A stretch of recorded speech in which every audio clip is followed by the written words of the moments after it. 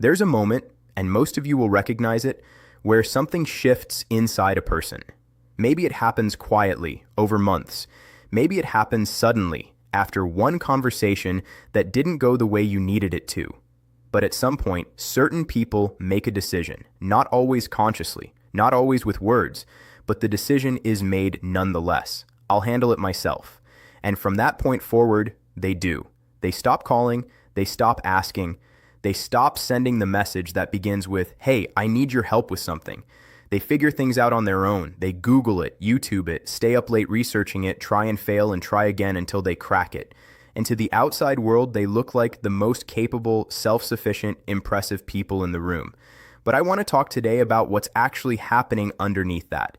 Because the story of why a person stops asking for help is never really about capability. It's almost always about something that hurt. Let me start at the beginning. We are born asking for help. There is no phase of human life more dependent than infancy. You arrive in the world unable to feed yourself, move yourself, regulate your own temperature, communicate your needs with any precision. You are entirely at the mercy of other people.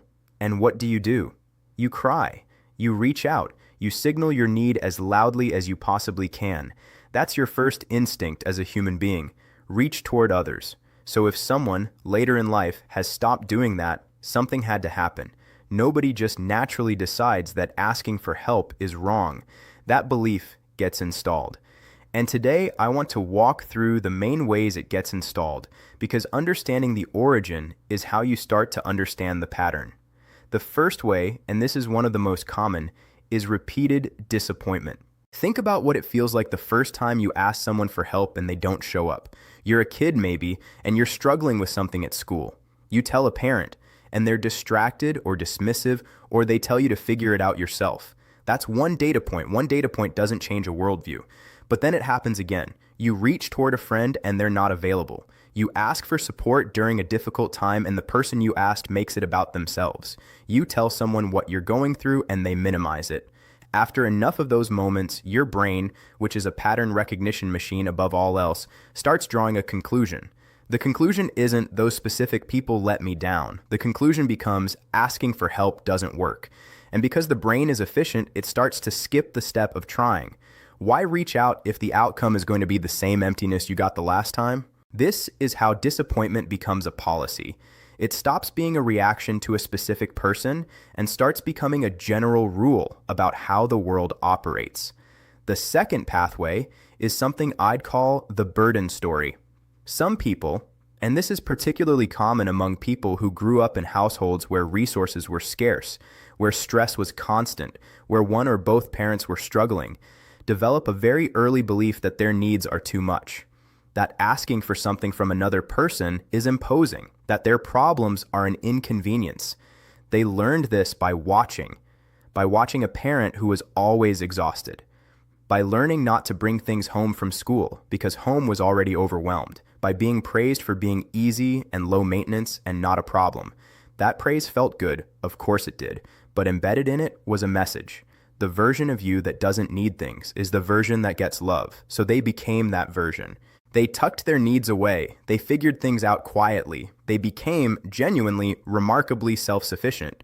And they carried that self-sufficiency into adulthood where it looks like strength, because in many ways it is strength. But underneath it often is a child who learned that their needs were a burden and never fully unlearned that lesson.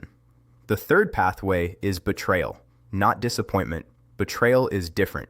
Disappointment is when someone doesn't come through. Betrayal is when someone takes what you trusted them with and uses it against you. When you opened up to someone about something real and vulnerable and they mocked you for it, gossiped about it, weaponized it later in an argument, or simply didn't protect it. Betrayal in the context of vulnerability creates something very specific in a person.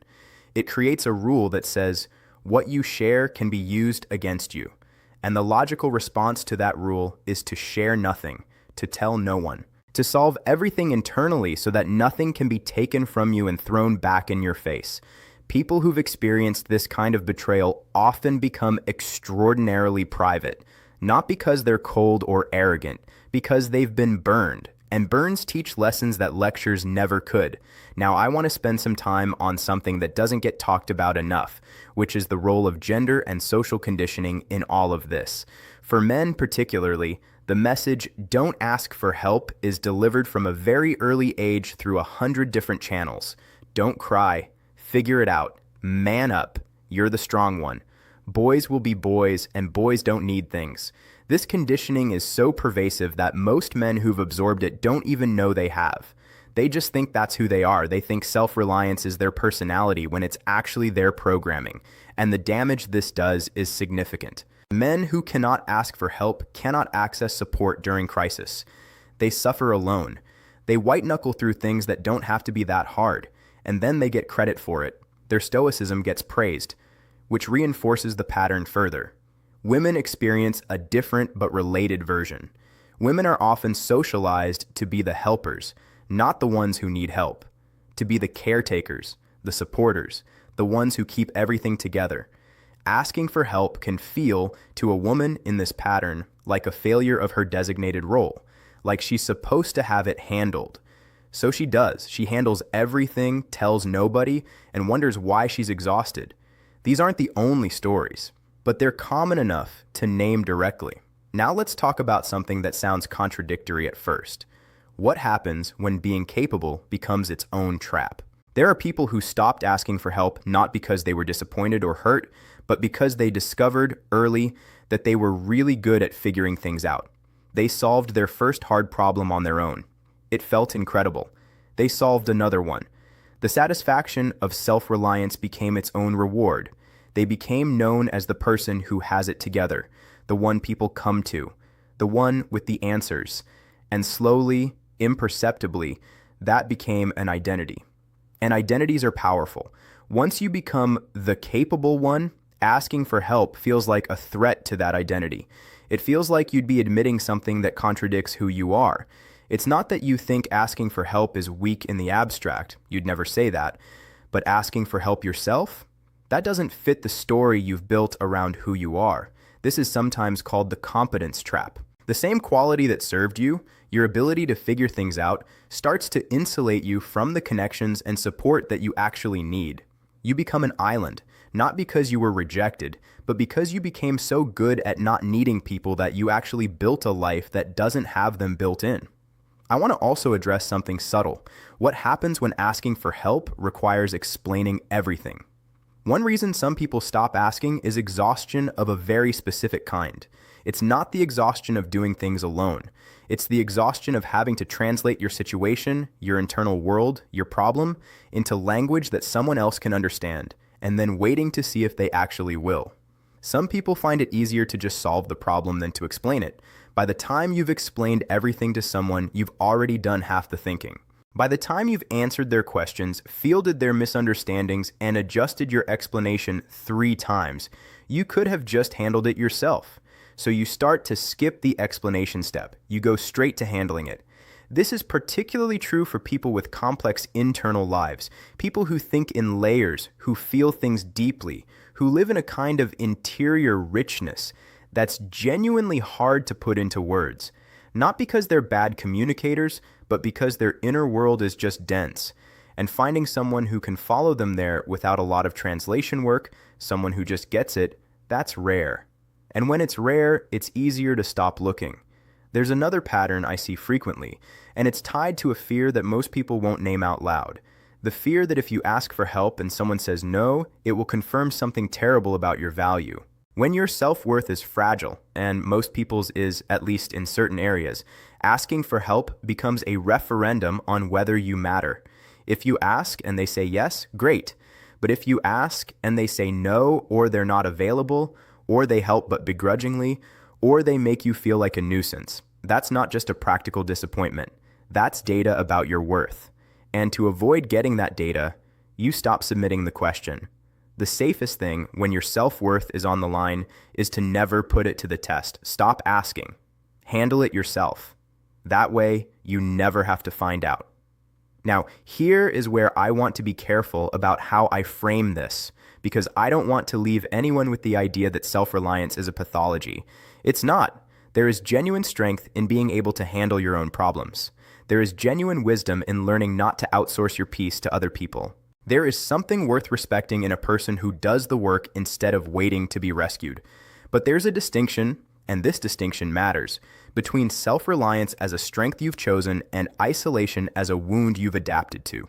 Chosen self-reliance says, I can handle hard things, and I do.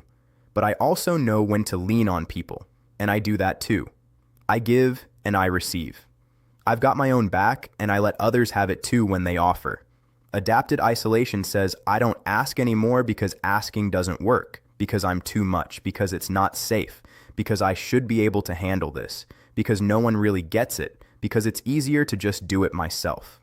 That version isn't a strength. That version is a survival strategy.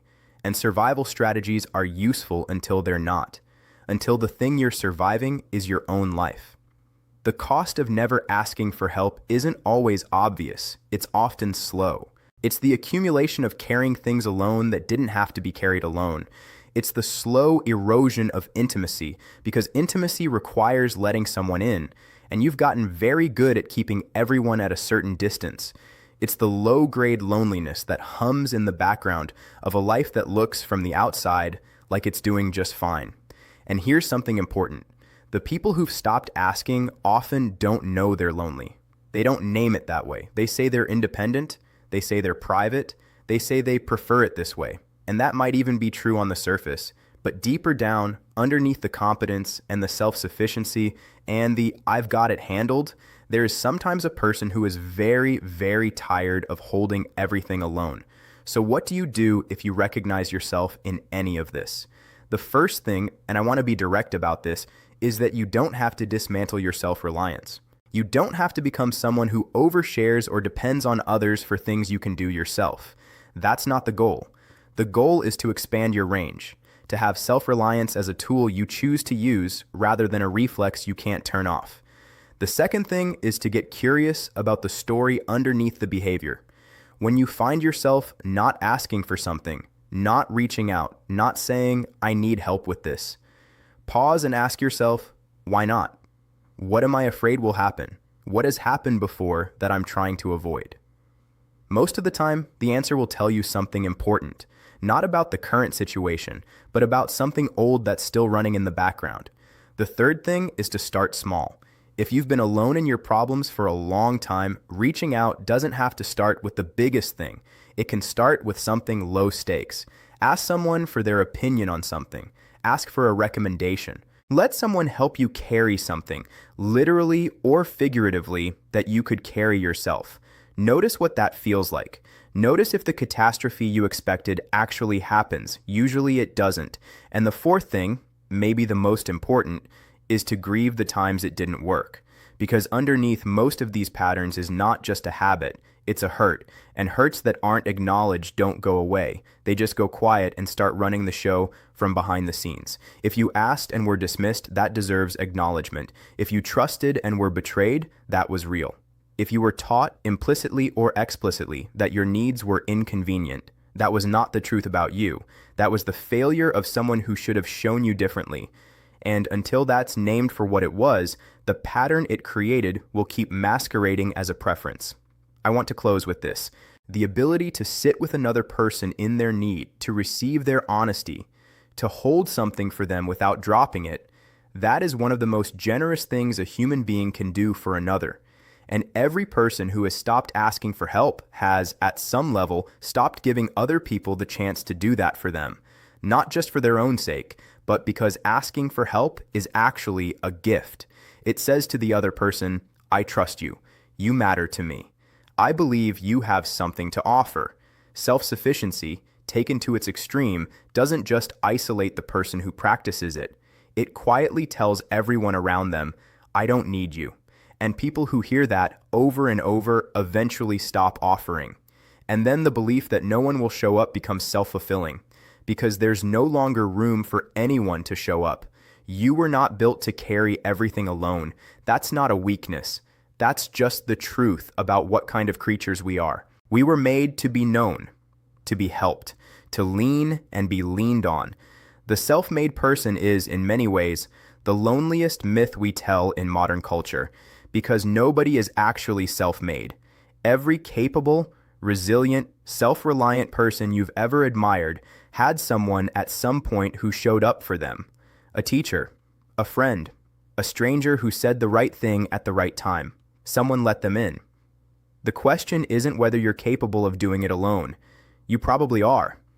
The question is whether doing it alone is actually the life you want. And if it's not, and I'd guess if you've listened this long that it's not, then the most courageous thing you can do isn't to solve something harder.